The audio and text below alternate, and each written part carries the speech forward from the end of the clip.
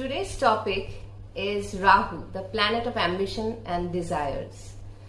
As the Earth moves in its elliptical orbit round the Sun, the Moon also revolves round the Earth. Now, these two orbits, the Earth's orbit and the Moon's orbit, when they meet at 2 points, they cut at 2 points, the north and the south point. The north point is called the north node or Rahu. South point is called the south node or Ketu. Rahu and Ketu are just imaginary nodes. They are nodal points. They have no existence in reality.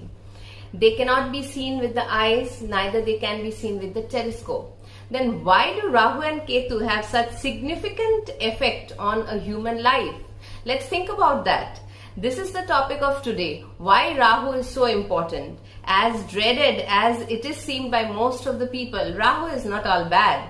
Let's find out in this video. Because Rahu and Ketu are considered as planets and they have a very important role to play in our life. Just 180 degrees apart from each other.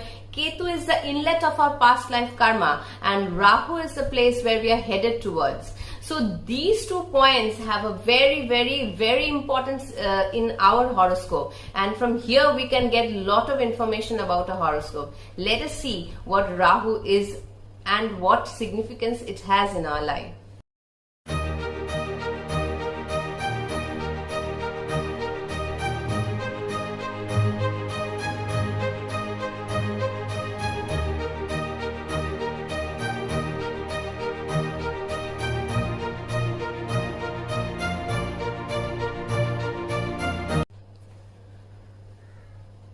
In our mythological story, it goes in this way that the demon Svarbhanu, who was very intelligent, he knew that in the kingdom of gods, they will be taking the nectar or the amrit and will become immortal.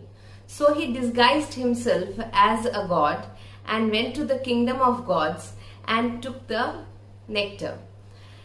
When the sun, moon and the other gods and goddesses understood, they ordered Vishnu that he should kill him with his Sudarshan chakra, so that because the gods got threatened that a demon becoming immortal is not really good for the peace of the kingdom.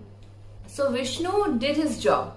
He did cut Svarbhanu's head and the body apart with his Sudarshan chakra. But the thing is that Svarbhanu has already taken the immortal nectar. So he is now immortal. He cannot die.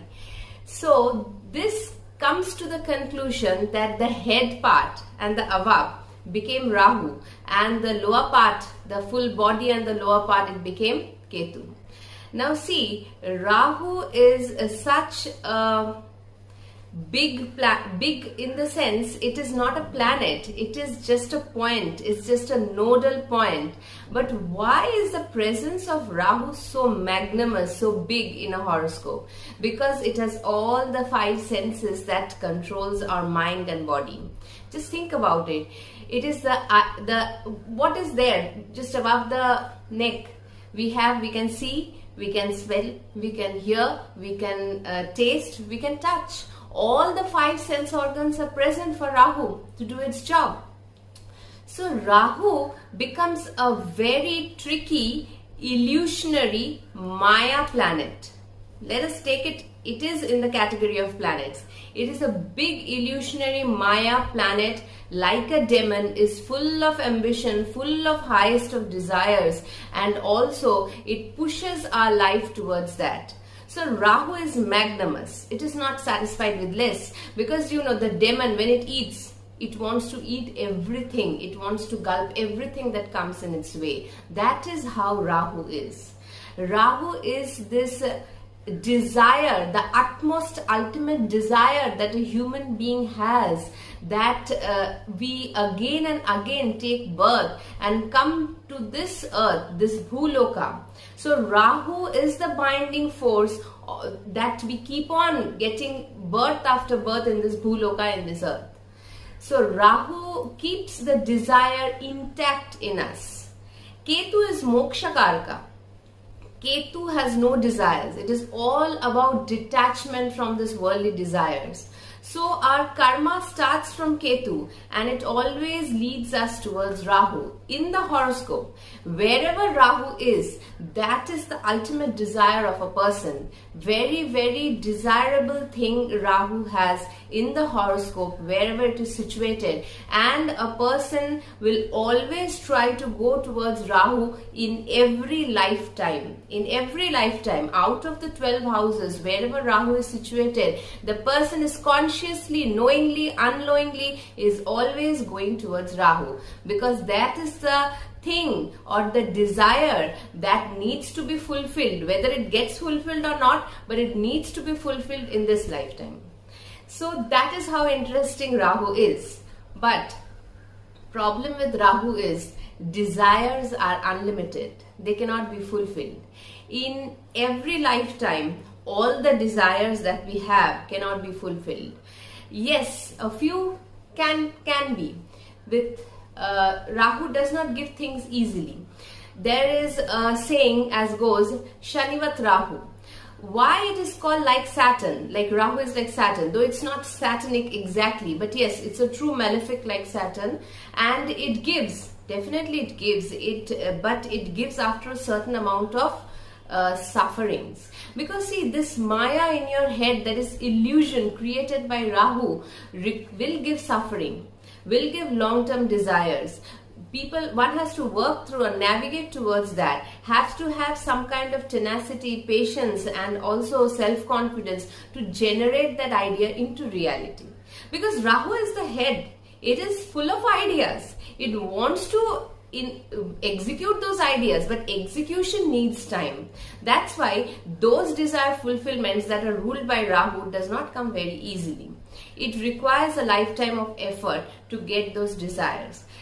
Yes, now if Rahu Mahadasha comes, these desires generate even more.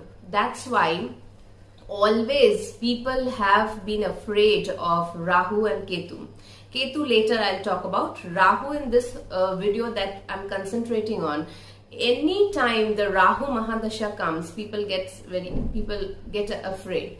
But it's not all bad, because roads to excess sometimes leads to place of wisdom. If we indulge in excess, because Rahu is a planet of excess, sometimes that excess creates some certain amount of wisdom in us, that is it not enough to deal with that excess. So Rahu in a way also helps us to reach the path that we are destined to. But because Rahu has different effects in 12 houses, anybody who lands into a Rahu Mahadasha and who is having a good placement of Rahu in the horoscope will always, I have seen, they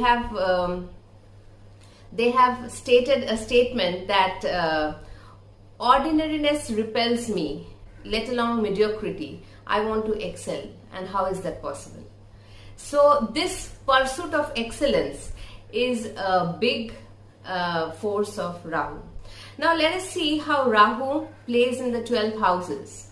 In the first house, whenever Rahu is placed in the ascendant, on the ascendant of the person, usually the person has a long, tall, well built up personality. But the problem with Rahu in the first house is that they have unending desires that starts with them and ends with them, whether they realize it or not. Whole attention of the universe is on me, because I want to excel in this lifetime, which is not bad. It is good. But the 7th house, wherever Rahu Ketu is, it is always 180 degree apart. So Rahu in the 7th means just the opposite house Ketu, relationships will suffer. There is no second thought about it. Whether the relationship remains or goes, but it will suffer endlessly. Because the person has its whole concentration on him. 2nd house Rahu.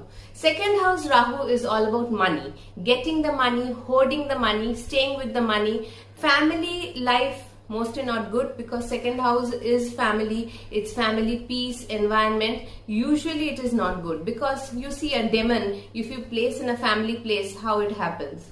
Not much effect. But yes, they will accumulate money in this lifetime, no doubt about that.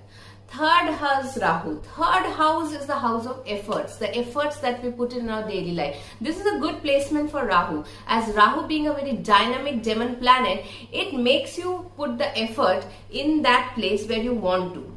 And especially Rahu does very good in airy signs, that is Gemini, Libra, Aquarius. So here the placement of Rahu is good. If the sign is also good, then it's like it really does work well. Many good talents of sports come from third house Rahu, the sports with the hand.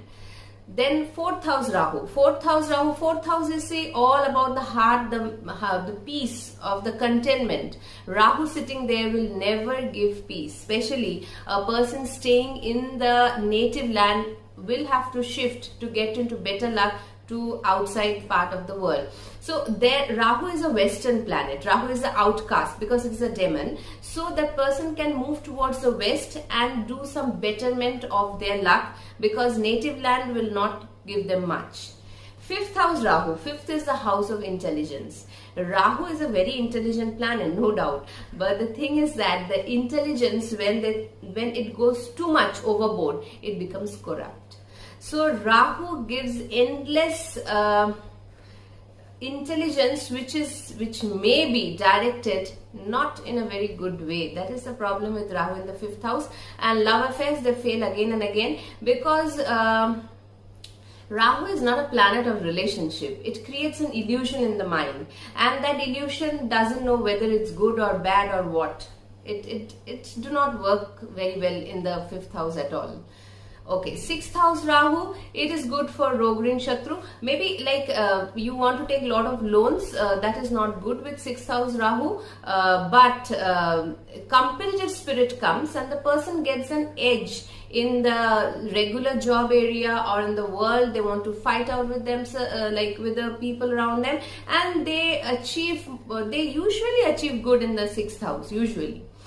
Seventh house Rahu is again a troublesome position because Ketu is on the Lagna. The seventh house Rahu is materialistic and worldly spouse. That is the problem with seventh house Rahu. It is very difficult to satisfy a person who is having seventh house Rahu, the partner he is getting married to, because the partner will be very worldly, filled with desires. So the person who is getting married, it becomes difficult for him or her to satisfy their partner with every areas of the life, because everything cannot be achieved in this lifetime. It is not possible. Eighth house Rahu is a difficult placement. Eighth house is already the house of deep dark waters. Rahu over here, it is an illusionary planet. It can play tricks with the mind, because here it is good with inheritance, it is good with maybe banking sector, insurance sector, all these, getting money from the in-laws. But as long as the placement is concerned, many underworld people are seen from 8th house Rahu. The placement, the signs may differ, but these kind of placements are not usually very good. 9th house Rahu. 9th house is the house of spirituality, fortune, long distance journey. Here the faith is marred by Rahu. How can a demon have any faith? Because higher powers do not excite him. He is working from a very mental state of existence, not a conscious state of existence. Here the person is fearful most of the time. 9th house Rahu gives a lot of fear with the faith. The faith is missing. Because see, miracles do not happen just like that. Miracles does not make faith happen. Faith makes miracle happen. So here Rahu lacks faith. Long distance journey can be good, going to foreign destinations, visiting places can be good, but faith is not at all generated. Here the placement of Rahu is not very good. Okay, 10th house Rahu, craving for worldly desires and positions. Many politicians have this placement. Many higher bureaucrats have this placement. This is a very good placement for getting the things a person wants, especially the Rahu Mahadasha starts and the person can focus on worldly desires. Family life is marred, that's a different issue, because 4th house is a family where Ketu is there. All kind of dissatisfaction remains with the family, with the mother, whatever, the place of birth and all this. But Rahu, 10th house, the 10th house gets benefited a lot with Rahu. Many people has good Rahu placement, if not the 10th house, like Barack Obama, then Donald Trump, then Mark Zuckerberg, Joe Biden, all have very good Rahu placements, very worldly Rahu, which are full of ambitions, and they get their position also. 11th house Rahu, 11th house Rahu is very good in this house.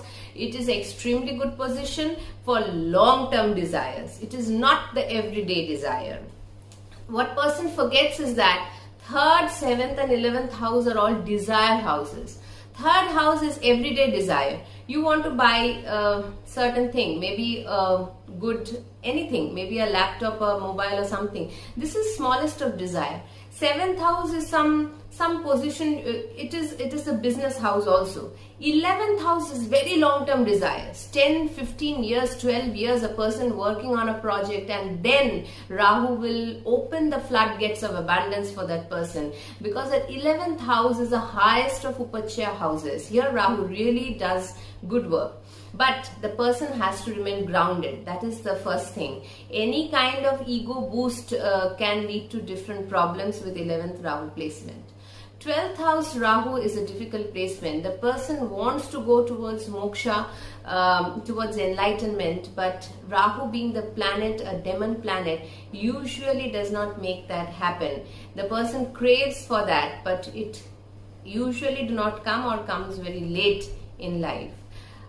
So these are the placements of Rahu. Though 12th house Rahu in Scorpio, Vivekananda was the person who got highest from enlightenment. That is also a case.